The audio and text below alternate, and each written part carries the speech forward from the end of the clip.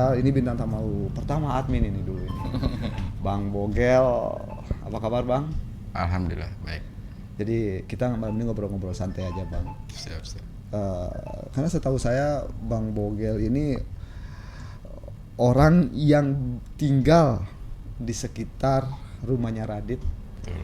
Bisa saya katakan Bang Bogel ini jauh lebih mengenal Radit dalam kehidupan sehari-hari ketimbang kami yang hanya mengkonsumsi lewat berita.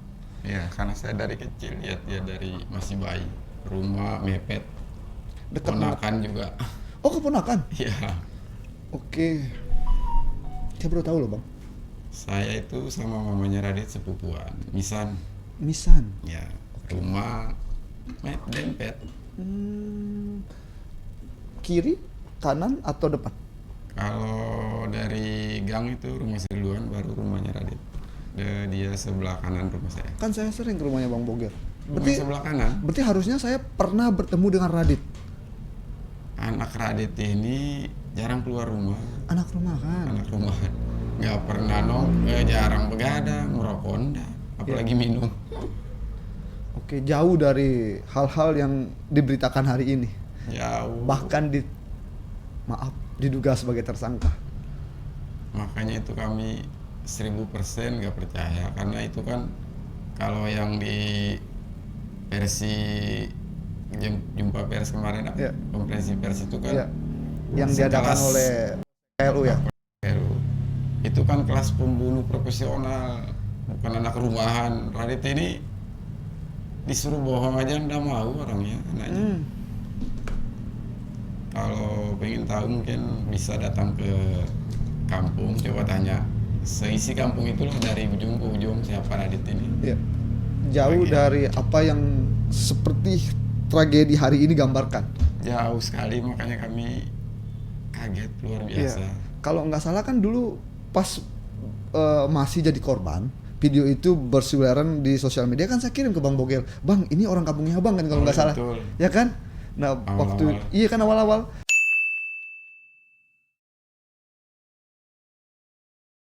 Oke, kita coba mulai runtut dari awal nih, Bang. Ya. Nah, kalau kita ngomongin Radit ini pasti kan saya pengen tahu dulu keseharian Radit itu sebenarnya seperti apa sih, Bang?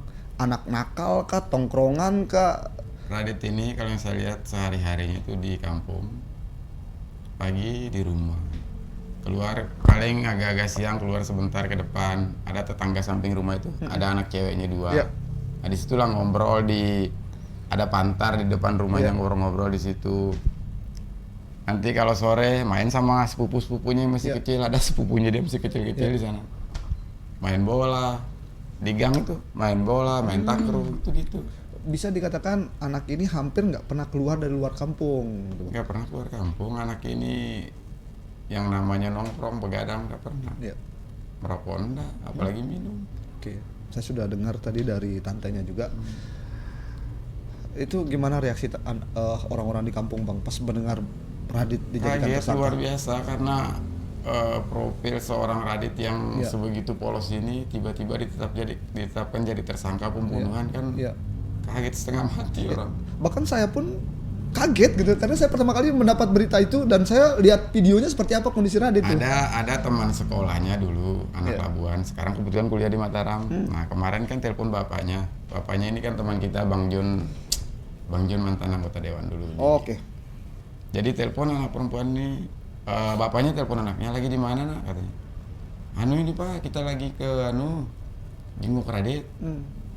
Kenapa dia? Itu Pak yang korban begal kemarin itu, katanya. Oh, diceritalah sama bapaknya tentang siapa Radit ini. Dia ini dibegal orang begini-begini, anaknya cerita kan. Beberapa kemudian telepon lagi anaknya. Setelah ditetapkan tersangka, bapaknya tanya, gimana Radit itu? Benar nggak dia pelakunya? Nggak percaya kita pas 100% kita nggak percaya Radit ini, katanya teman kita dari kecil di sekolah. Dia ini katanya kalau mau duduk di samping cewek aja dia permisi, katanya. Bagaimana kita percaya? Oke, jauh dari kata bisa menghabisi nyawa. Ya. Waduh, kalau yang konferensi pers itu kan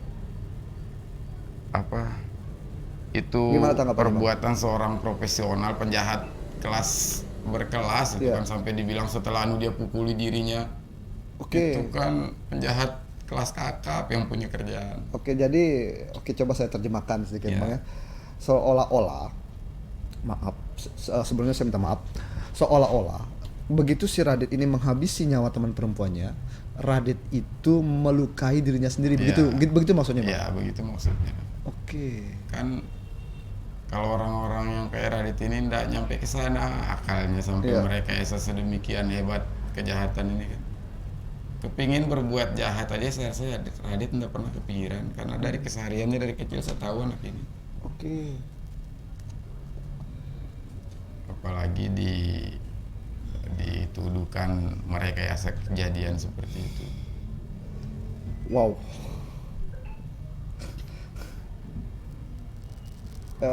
Saya pernah baca buku Bang Bogel. Jadi di buku itu dijelaskan manusia tuh makhluk yang paling rasional gitu. Nah, jadi kenapa orang-orang lebih suka maling di rumah-rumah yang kita katakan tidak terlalu mewah Bang Bogel, Ya. ketimbang rumah yang mewah. Coba cari hasil survei dan sebagainya. Kira-kira rumah yang mana lebih banyak dibobol oleh maling? Apakah rumah orang kaya atau rumah orang yang sedang-sedang saja?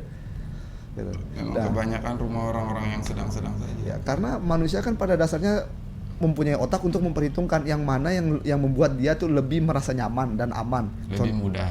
Pertama, temboknya lebih pendek. Ya. Kedua, rumah itu tidak ada CCTV-nya. Betul. Pasti kan ada kalkulasi, logika sederhana. Makanya saya berpikir ini Radit lukanya lebih banyak, lebih parah ketimbang korban gitu. Itulah yang gak masuk akal. Kira-kira kalkulasinya bagaimana tuh Bang? Saya mau coba logikakan kejadian ini kan. Ya. Saya coba gambarkan yang konversi versi. Ya, Tapi tidak pernah bisa saya bayangkan bagaimana kejadiannya. Jadi kan dikatakan Radit ingin melakukan pelecehan seksual Ya. terhadap teman perempuannya ini. oke. Nah, terus perempuannya melawan. Hmm. Sampai Radit bonyok, Hmm. bahkan jatuh pingsan. Jadi kapan pelecehannya terjadi? Yes. Terus kenapa perempuannya nggak melarikan diri, Iya. menyelamatkan diri, minta tolong ke orang atau apa kan? Iya. Nah terus kan ada yang asumsi-asumsi di komentar. Setelah itu katanya Radit Bangun gitu. ya bangun, kemudian menendang dari belakang, kemudian membenamkan mukanya ke pasir. Setelah itu kemudian Radit menyeret perempuan ini Sejauh 200 meter. 200 meter kan. Iya. Tenaga dari mana? Orang dia di sini sudah lebam, sudah Iya. tidak bisa bergerak saat ditemukan sama Iya. keluarga korban di pantai itu. Nah, logikanya lagi, kalau diseret sejauh 200 Yes. meter di medan berat seperti Iya. itu, di sana kan ada batu-batu, Iya. ada patahan kayu, Yes. mungkin juga ada beling, pecahan kaca. Iya. Kalau diseret, otomatis Iya, banyak. jenazah itu tergores parah, Iya. mungkin robek-robek. Yes. Kalau 200 meter 5 meter aja lah, nggak usah 200 meter kita seret orang lewat medan seperti itu pasti ada goresan. Tapi faktanya kan kita lihat jenazahnya Pira itu nggak ada lecet sedikit pun. Oke. Padahal dia pakai celana pendek. Oke. Padahal katanya itu diseret 200 meter gitu Bang. 200 meter kan banyak yang komentar 200 meter, bayangkan hancur mayat itu mungkin kalau di 200 Iya, meter. logikanya kan pasti akan ketemu ranting. Pastilah beling. bergesekan sama Iya, batu-batu, betul. sama mungkin ada beling, pasti ada beling Iya. kalau di pinggir-pinggir pantai. Saya baru dengar nih Bang. Berarti maaf ya saya potong. Radit mencoba melecehkan teman perempuannya begitu. Kan begitu menurut konferensi pers itu. Oke. Nah, ada fakta juga ini kan menurut pihak penyidik Hmm. tidak ada barang hilang. Nah, padahal faktanya kan HP-nya Radit hilang saat kejadian. Sampai sekarang pun HP-nya Radit hilang. Oke, berarti sempat itu dikabarkan kalau di situ tidak terjadi pembegalan lantaran tidak ada barang yang hilang gitu Bang. Iya, terus kan ada kesaksian paman korban yang Iya. pertama kali menemukan mereka ini. Iya. Kan kata paman korban itu HP-nya Pira hilang, tas hilang, dompet hilang. Oke, berarti ini berbalik dong. Nah ini yang membingungkan versi Penyidik. sama versi keluarga Iya. Oke. korban Pira ini. Enggak, kalau saya boleh tahu Bang, ada dapat info nggak dari misalnya keluarga Pira itu, Apakah Pira ini memang punya latar belakang karateka atau gimana? Enggak lah, kan kemarin sudah orang tuanya sudah buat statement publik bahwa anaknya ini ternyata penari dan memang berprestasi di bidang akademik. Ya. Sama seperti Radit ini kan nilainya 3,98. Yang perempuan ini kalau nggak salah 3,8 sekian. Saya ini sedang mencoba apa namanya? sorry bang, kenapa saya ketawa? Karena masih belum ketemu di kepala saya itu bagaimana cara Radit yang anak polos, anak rumahan sampai bisa merencanakan setelah dia menghabisi nyawa teman wanitanya, dia merencanakan untuk melukai dirinya sendiri sampai apa? Lehernya itu sampai itu kan dia digip kalau nggak salah saya lihat itu. Hasil diagnosa awal kan patah. Iya. Tapi setelah dioperasi ternyata memang tidak patah. Cuma sampai sekarang itu kalau dia nekuk itu masih sakit. Iya. Kemarin ini kan dia masih netes darah dari telinganya. Masih netes rembas darahnya. Kira-kira Mas Bogel mungkin nggak tangan perempuan itu bisa membuat orang sampai kita ya lah nggak usah perempuan. Yeah. Kita pun kalau pukul orang belum tentu bisa sefatal Radit hasilnya. Orang melawan, apalagi orang dalam keadaan belum jatuh. Yeah. Kecuali itu seperti versi Radit yang dia bilang didatangi orang bawa bambu. Yes. Dari belakang. Datang orang itu bawa bambu. Yes. Mereka kan sudah mau pulang nih. Yes. Tiba-tiba di jalan itu masih di pinggir pantai itu dicegat. Ada orang turun dari tebing bawa bambu. Langsung dihajar dari belakang. Belum. Ngapain kalian di sini? Macam-macam ya buat yang mesum ya katanya. Enggak apa, kami cuma duduk-duduk katanya. Ini ini cuma ada snack aja sama HP. Lalu mereka ini digiring balik lagi ke tempat mereka duduk. Dibawa ke sana. Sampai sana diancam. Nanti saya bawa kamu ke rumah Kados begini begitu. Digertak-gertak, disuruh buka baju. Pertama sama orang yang bawa bambu ini. Jadi Radit buka baju. Setelah Radit buka baju, disuruh juga yang perempuannya buka baju. Sambil dibentak-bentak. Nah perempuannya ini malu. Pas mau buka baju dia bilang, "Dit, ada belakang Dit, jangan lihat." Radit ini, anak ini kan polos. Dia berbalik lah. Nah saat dia berbalik itulah dipukul dari belakang pakai bambu yang sampai segini bengkaknya itu. Nah itu dia bilang, saya langsung udah sadarkan diri. Dia nggak ingat lagi apa yang terjadi setelah itu. Kalau saya sih Mas Bogel lebih masuk akal itu ya. Leher itu sampai mau patah tuh pakai alat, memang pakai tangan dari gitu. Belakang. Yes. Kalau pakai tangan mungkin nggak separah itu. Iya. Dan itu pukulan orang yang fisiknya lumayan kuat kayaknya kalau kita lihat. Kalau saya logikakan ya Mas Bogel, itu tidak mungkin ya kita saya bukannya meremehkan perempuan Mas Bogel. Ya. Kita tahulah seberapa powerful kekuatan pukulan perempuan. Ada atlet bela diri yang komen di kolom komentar. Saya ini katanya atlet bela diri, kebetulan dia perempuan. Saya jujur aja katanya, saya yang atlet pun belum tentu mampu melakukan perbuatan seperti yang menghasilkan luka-luka seperti yang dialami Radit ini katanya, walaupun saya lihat atlet bela diri katanya. Yes, betul. Apalagi hanya sekedar bisa, jangankan tidak bisa, atlet sendiri begitu. Ya berarti pihak keluarga nih Mas Bogel kan biasanya katakan Bang Bogel ini pamannya meragukan. Sangat meragukan. Ya hasil yang dikeluarkan oleh Polres KLU ini. Ya, karena kan kita sudah coba logikakan, nggak ada logika yang bisa terima kejadian versi mereka ini yang kompresi versi. Bingung kita mau logika apa. Saya sempat baca kok itu kok, sempat baca.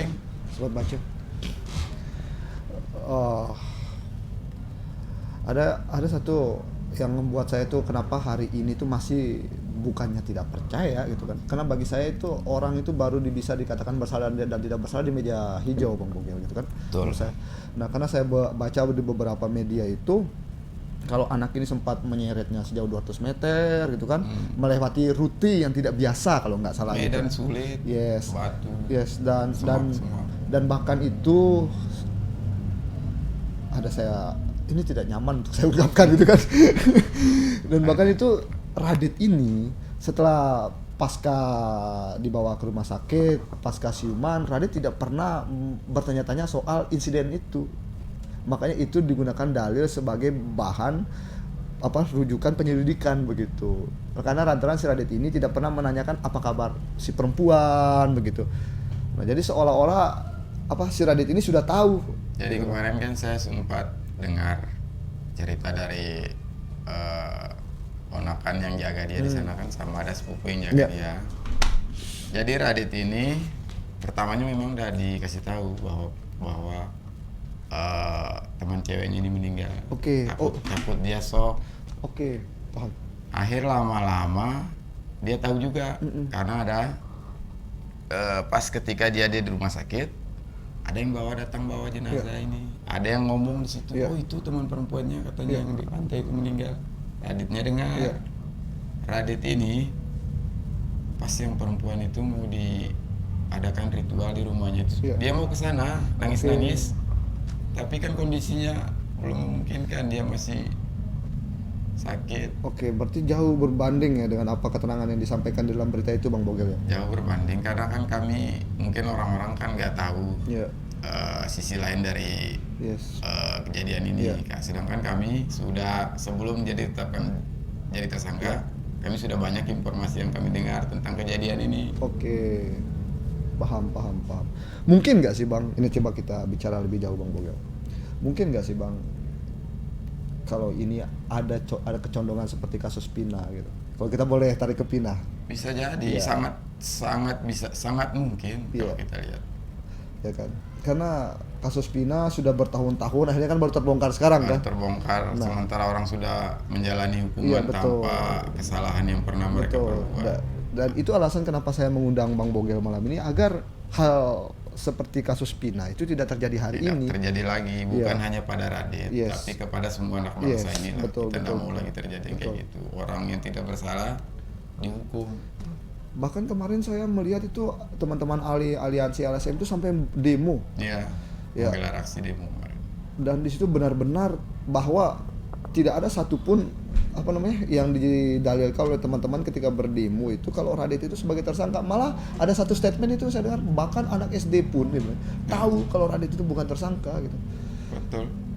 Ya kalau memang besok hari ternyata Radit tidak jadi tersangka gitu, dan ternyata dia divonis bebas, ya bisa kita katakan ini ada jangan-jangan Bang, ada udang di balik batu ini. Yang paling miris kan ini potret hukum yang sangat buruk lah kita lihat kan. Sudah berapa kali kejadian kan, ada Jessica Wongso yang sudah dipenjara.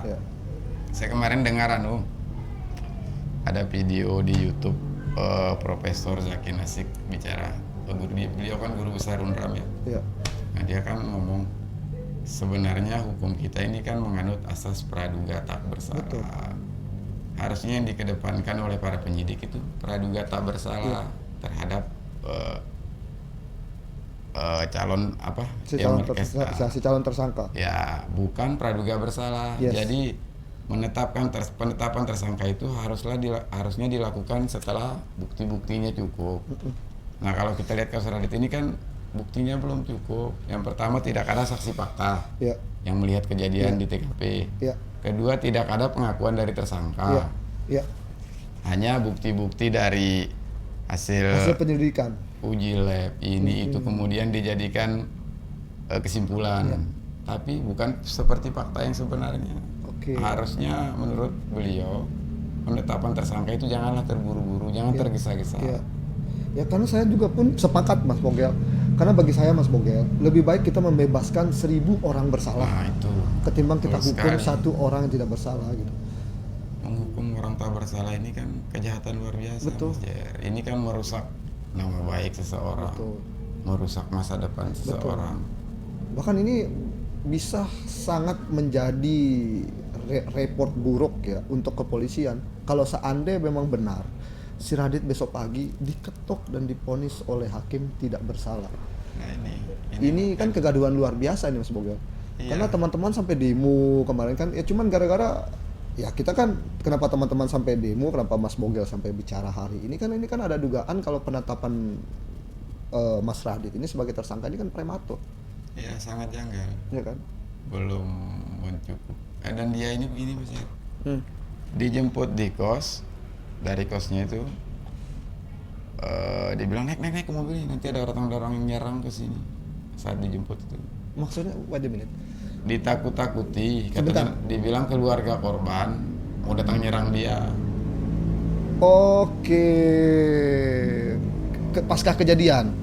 Iya pasca kejadian. Setelah keluar rumah sakit. Setelah dia keluar rumah sakit.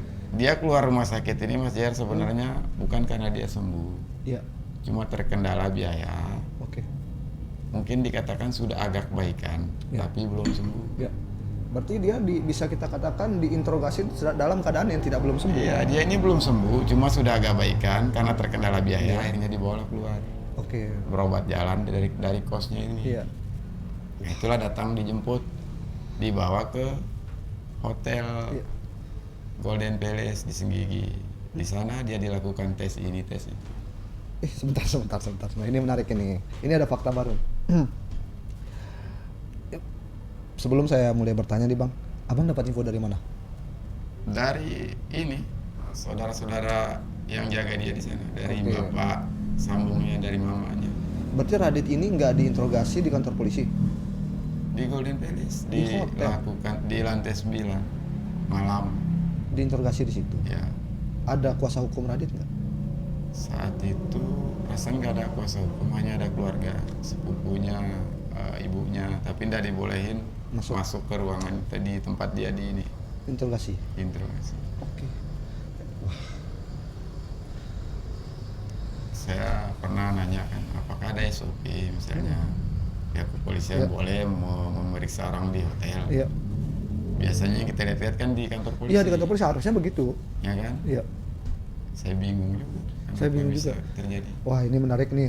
Ini statementnya pihak keluarga ini bisa kita undang nanti pakar hukum untuk kita bahas ini Mas Bogel. Apakah ada aturan baru yang membolehkan seorang calon tersangka disidik di hotel? Kan itulah gunanya kantor, Pak. Kita Kalau kan- menurut kita- saya kan, kita kalau menurut tahu. saya kan, kalau saya pribadi berpikir logis, makanya kita bikin kantor. Kantor itu kita gunakan untuk bekerja, Bang Bogel. Ya itu Iya yang, kan? yang kita pahami selama Segala ini, sesuatu urusan soal kantor dibawa ke kantor, diselesaikan di kantor. Kan? Ya Logika biasanya seperti iya itu kan? kan. Bukan di tongkrongan. Kalau di tongkrongan kan nongkrong santai, Bang Bogel. Kalau di hotel kan kita tempat nginap. Golden Gitu kan? Palace. Yes. Oke, ini menarik ini. Jadi buat teman-teman yang paham soal hukum, apalagi dengan soal hukum sidik, lidik gitu, Ya. BAP apapun itu namanya, boleh nggak terduga tersangka diperiksa di hotel bukan di kantor polisi?